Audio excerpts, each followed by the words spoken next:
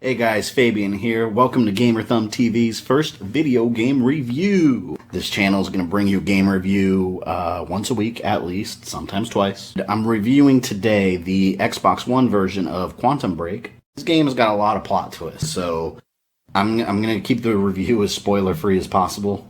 Let's do this. Quantum Break, Microsoft's latest exclusive game, made by Remedy Entertainment. That's the same people behind classics such as Max Payne and Alan Wake. So does Quantum Break live up to that?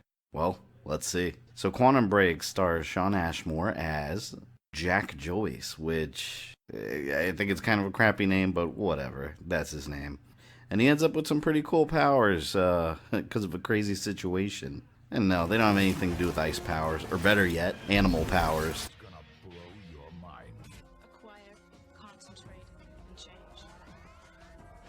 Yeah, I remember that. He's definitely one of those actors that doesn't really age. He just looks like what he did in Animorphs, but with a beard.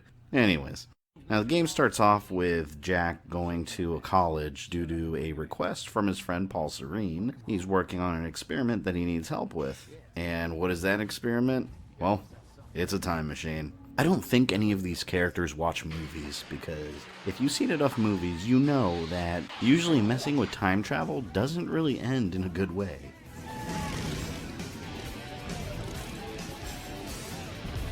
And relive Biff's happiest moment, as in 1973 he realized his lifelong romantic dream by marrying his high school sweetheart, Lorraine Baines McFly.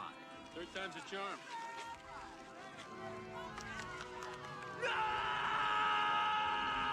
Yeah, you get the point.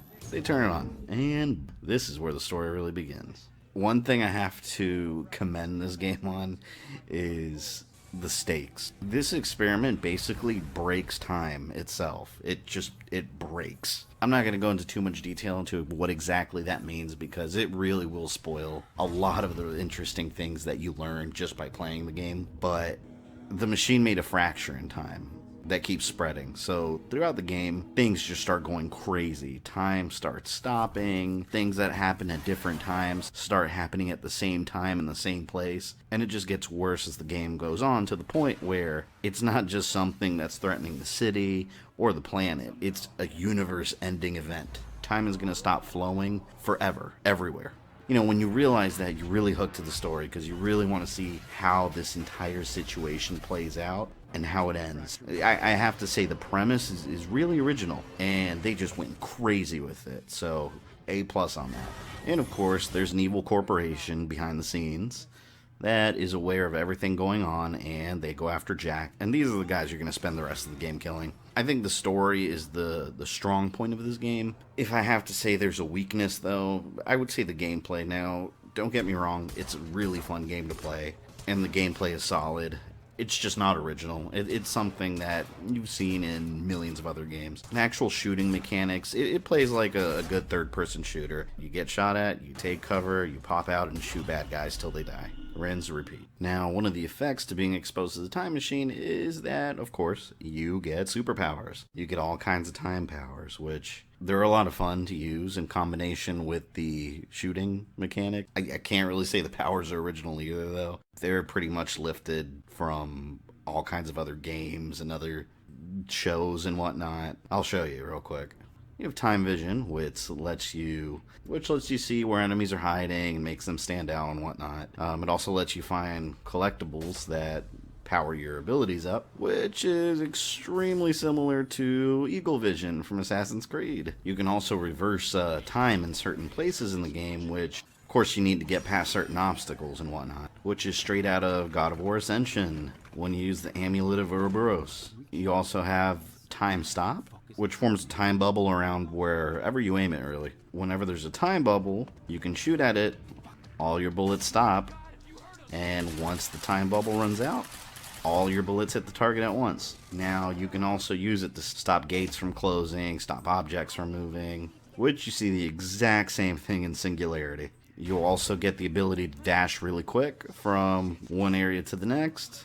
I can't even count how many games this is in. It's everywhere. The Mega Man, everything. One of your more useful abilities is Time Shield, and it's exactly how it sounds. It makes a shield, bullets can't come at you, and forms a bubble around you. Kind of like a mix between what Neo can do in the Matrix and the bubble shield from Halo 3. One of your most powerful abilities is a time blast, which is exactly what it sounds. You charge it up, you shoot it, and you can do the exact same thing in Destiny. You can also start running, and everything around you slows down. And you can also combine it with the B button, which makes you punch someone in the face at the very end of it. Where have I seen that before? Oh yeah. Go, man, go!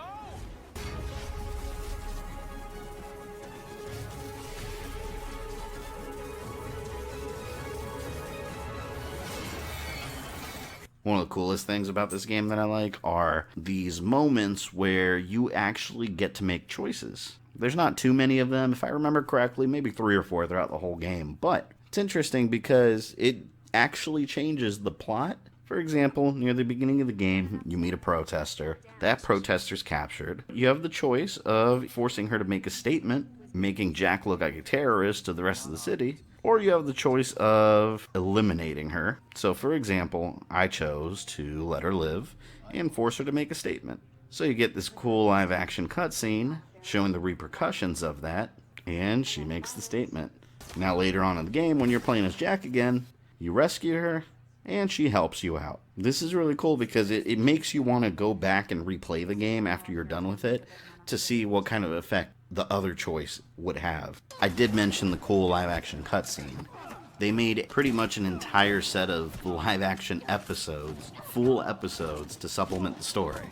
Usually after one of the acts in the game or after one of the choices you make, you get an entire well-made episode. I think the first episode was about 45 minutes long. That helps fill in more of the story details. Most of the time it revolves characters that you're not actually playing as, just some of the side characters that you learn more about, more details about what's going on in the storyline. I know us as gamers, overall, have a short attention span. If you don't really care about story and you just want to get right to the action, you can skip these. I wouldn't recommend it because it's produced really well. And they're awesome. Honestly, they're awesome. They got me more interested in that universe. It made me want to know more about these characters. It made me want more. And I think that was the goal. And it flows beautifully. After the episode's over, it jumps right back into the story where you left off, and it doesn't feel like someone came over and hit the pause button and is forcing you to watch something you don't want to see. This guy right here, if you didn't watch the episode, you would think he's just a random grunt that you fight. And he's got a whole backstory. The episodes deal with his character. So, like I said, you can skip it. My personal recommendation is just watch it. It's all part of the experience. Also, the game has collectibles like a lot of games do now, which give you a ton of information too. So if you're the kind of gamer that just kind of blows through the campaigns and doesn't really read anything or doesn't really watch any of the cutscenes or pay attention, you might be a little lost at times because there's so much work and attention that the developers put behind building this universe. And then you've got product placement. They do love their Nissan. Most of the enemies you fight are pretty generic too. They're just guys with guns. You've got your shotgunners that have a lot of body armor, that take 1,000,000 hits to kill. And of course, later in the game, you meet other guys with powers, who can be a major pain in the ass if you're surrounded. And you have these big juggernauts that, of course, you want to get behind them and hit the big glowing spot. So, the enemies look cool in the game, but, again, seen them in millions of other games of the same enemy types. Now, in terms of difficulty, Quantum Break, I like to play my games on the hardest difficulty. I find it more satisfying to complete a game when it's at the hardest difficulty. Mind you, this game is not hard. I did not really find myself struggling with the game at all until the very end. And oh, I'm getting mad just thinking about it. The end boss fight has you surrounded by guys shooting at you, while at the same time you're getting blasted by big red energy blasts that just pop up and you barely have time to avoid them. And if you die, guess what? You see this cutscene right here? You see this and you have to sit through it every single time you die. Let me show you.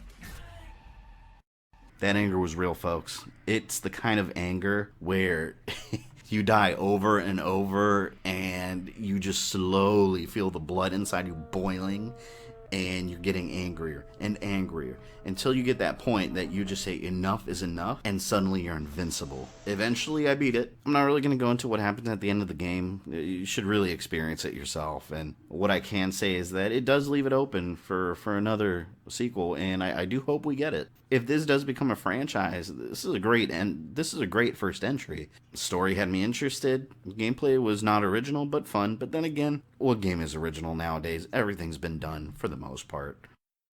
Yeah, the game's definitely worth a playthrough. I enjoyed my time with it. I definitely got into the story. I kept wanting to know what was going to happen next. So remember, don't mess with time travel. Well, unless you have powers, then it's perfectly okay. If you enjoyed this review, like, subscribe, and comment down below too. Are you planning on playing this game? If you did play it, did you enjoy it as much as I did? And what would you do if you had time travel powers? I would use it to get filthy rich and never have to work another day in my life. Let's be honest here. Anyways, guys, thanks for watching. I'll see you next time.